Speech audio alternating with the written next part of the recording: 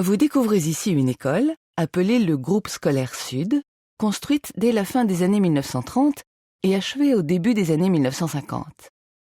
Elle a été érigée sur l'emplacement des écuries de la Compagnie Générale des Omnibus, désaffectées avec la disparition du transport hippomobile. À l'époque, la construction d'une école dans le quartier était devenue indispensable dans un contexte de forte progression démographique.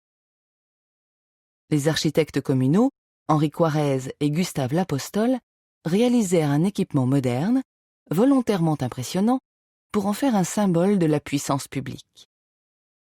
Le gros œuvre, réalisé en béton armé, a permis de réduire au minimum les points portants. La façade ainsi libérée de sa charge a pu accueillir des surfaces vitrées plus importantes. Voyez comme les cages d'escalier latérales sont soulignées par les vitrages en angle. Remarquez aussi l'emploi de la brique rouge pour l'habillage extérieur. Ce matériau est caractéristique des établissements scolaires des années 1930.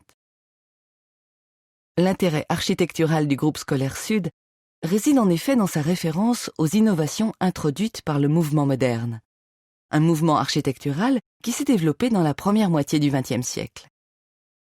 Vous remarquez une architecture basée sur l'articulation de volumes géométriques simples et l'absence de décor. Pour ce projet, les architectes respectèrent la législation du début de la Troisième République destinée à assurer la qualité des bâtiments scolaires.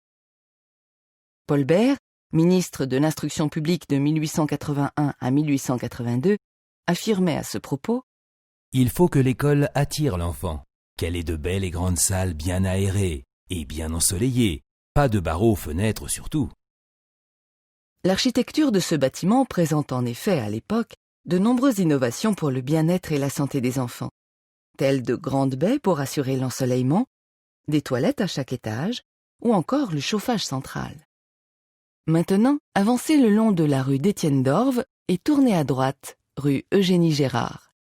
Au début de la rue, déclenchez la séquence numéro 12.